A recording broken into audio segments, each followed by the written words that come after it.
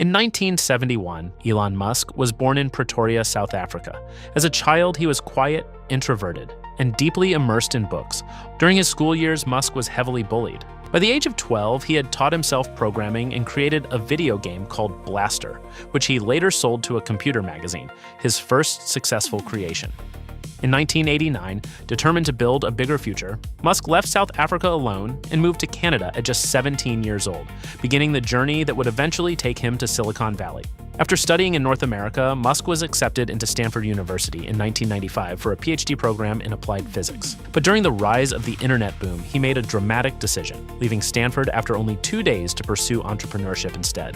That same year, he and his brother launched Zip2, building online city guides while sleeping in the office and coding through the night. Just 4 years later, in 1999, the company was sold to Compaq for over $300 million. Elon Musk reinvested his fortune into an online banking startup called X.com, which later became PayPal. In 2002, PayPal was sold to eBay for $1.5 billion, making Musk one of Silicon Valley's rising entrepreneurs. In 2000, he married Justine Musk. The couple experienced devastating loss when their first child died in infancy, but later had 5 more children together.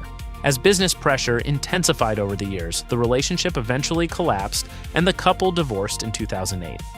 In 2002, Musk founded SpaceX with the dream of making humanity multiplanetary. Then by 2004, he joined Tesla, betting heavily on electric vehicles long before the world believed in them. But by 2008, both businesses were only weeks away from collapse. In late 2008, SpaceX successfully secured a massive NASA contract worth billions of dollars. Soon after, Tesla launched the Model S, and turning Tesla into one of the most valuable automakers in history. Throughout the 2000s and 10s, he married Tallulah Riley twice during an on and off relationship. In 2015, he co-founded OpenAI to help shape the future of artificial intelligence. Then in 2016, he launched Neuralink, focused on connecting the human brain with computers. By 2017, Musk had entered the political spotlight, joining advisory councils under Donald Trump before later resigning over disagreements surrounding climate policy and the Paris Agreement. Later in the decade, Musk's relationship with Grimes became one of the most talked about celebrity tech pairings in the world. Together, they had children, including the widely publicized XAEA-12. As the 2020s began, Tesla became the world's most valuable automaker, while SpaceX dominated private spaceflight. Switching downrange. On Albion 0, 30 seconds till catch decision. Booster coming in hot. And ignite 13 of those. To hear the sonic boom.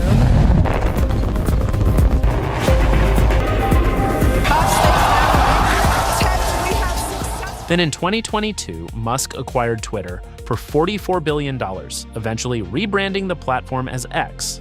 Today, Elon Musk's influence stretches across AI, transportation, media, politics, space exploration, and global infrastructure. Every legend has a beginning. In 1947, from a small workshop in Maranello, Enzo Ferrari created more than a car. He created a philosophy, a belief that racing was not just competition, but the purest form of innovation, discipline, and passion. The Ferrari 125S was the first car to carry the prancing horse. Lightweight, hand-built, and powered by a revolutionary V12, it was a machine born directly from racing ambition. Designed not for comfort or excess, but for victory. From its very first moments, Ferrari existed to compete. As the brand evolved, speed began to meet elegance.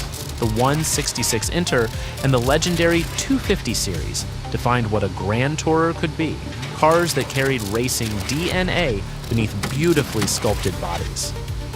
In the early 1960s, Ferrari created one of the most celebrated cars in automotive history. The 250 GTO stood as the ultimate expression of motorsport engineering.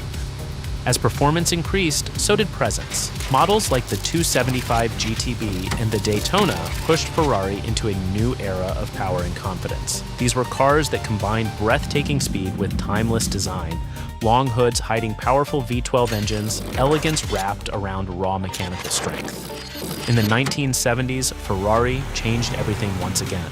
The engine moved behind the driver, redefining balance and control, where handling and precision became just as important as power itself. Then came the Testarossa, Wide, bold, and instantly recognizable, it became a symbol of its time, representing excess, speed, and unmistakable Ferrari confidence. But Ferrari's identity has never been limited to the road. From the very beginning of Formula One, Ferrari has been part of the sport's DNA, evolving, adapting, and racing at the highest level, driven by an unbreakable will to compete. And in the late 1990s, something extraordinary happened. With Michael Schumacher, Ferrari entered a golden era. It was a period of dominance that reshaped Formula One and reaffirmed Ferrari's place at the very top of motorsport. As the new millennium arrived, Ferrari once again returned to its roots. Front-engine V12 Grand Tourers balanced tradition with modern engineering, combining classic proportions with cutting-edge technology. Modern Ferraris are sculpted by airflow and powered by relentless innovation. Faster, sharper, and more precise than ever before, they carry forward decades of lessons learned on both road and track. Today, Ferrari honors its past while shaping the future. The V12 lives on, evolved, refined, and unmistakably Ferrari. Born near the town of Vinci in the hills of Tuscany, Italy, Leonardo entered the world far from royal courts, but close to the nature that would shape him. As a child in the 1450s and 1460s, he studied rivers, birds, plants, and shadows. At only 15, Leonardo entered Verrocchio's Florence workshop, learning painting, sculpture, mechanics, and the discipline of craft. His earliest dated landscape already revealed something unusual. Leonardo was not simply copying what stood in front of him, he was watching how the earth breathed. Between 1474 and 1478, his portraits began looking inward, capturing subtle emotion and a new depth of human presence. As his independent commissions grew, they revealed ambition and a lifelong habit of chasing ideas beyond completion. As an example, the Adoration of the Magi showed that pattern clearly, a massive, crowded vision filled with architecture and emotion. But like so many of Leonardo's greatest ideas, it would remain unfinished. In 1482, Leonardo left Florence for Milan, searching for a court where painting, science, and invention could all belong. Through the 1480s, he designed machines for war, water, theater, and spectacle, imagining solutions far ahead of his time, including a circular armored war vehicle. Only his sketches survive, but many believe it was meant to move across battlefields while firing in every direction, like an early vision of the modern tank. The Virgin of the Rocks shaped his Milanese style, mysterious, natural, and alive with atmosphere. Around 1490, Leonardo imagined ideal cities organized by water, architecture, and proportion, as if urban life itself could be engineered. By 1489, anatomy had become an obsession. For Leonardo, understanding the body meant understanding the hidden machinery of life. With the Vitruvian Man, Leonardo turns the human body into geometry. Arms, legs, circles, and squares become a study of perfect proportion. By studying birds in motion, Leonardo imagined a blueprint for human flight, an idea that centuries later would echo in the first flying machines and early airplanes. Leonardo worked on the colossal Sforza horse, a monument too ambitious to ever reach bronze. With The Last Supper, Leonardo creates one of the most studied images in history. Centuries later, its emotion, composition, and mystery still echo through art, cinema, and culture. His court spectacles revealed another side of his genius: illusion, movement, theatrical machinery, and controlled wonder. When Milan fell in 1499, Leonardo lost his stability and became a traveler again. Leonardo served Cesare Borgia as a military engineer studying fortresses, roads, weapons, and strategy. In 1503, his map of Imola offered a new way to see cities: precise, aerial, measured, and almost modern. With the Mona Lisa, Leonardo creates more than a portrait. He creates a mystery. Her smile becomes one of the most recognized images in history. Today, she hangs inside the Louvre in Paris, drawing millions every single day who crowd in just to see her. The Battle of Anghiari promised a monumental vision, but became another unfinished Leonardo legend.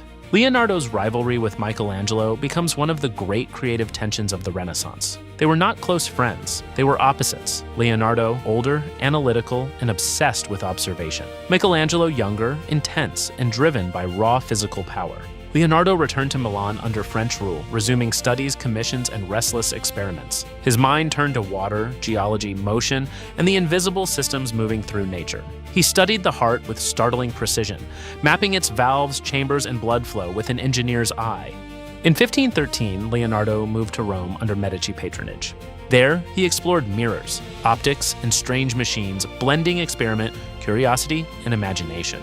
King Francis I invited Leonardo to France, giving him honor, refuge, and a final place to think. From 1516 to 1519, Leonardo lived among notebooks, models, and ideas that still refused to rest. He died in France at 67, leaving unfinished works, open questions, and a mind no frame could ever hold. After 1519, his notebooks revealed the true scale of his genius: artist, inventor, scientist, and tireless observer of the world.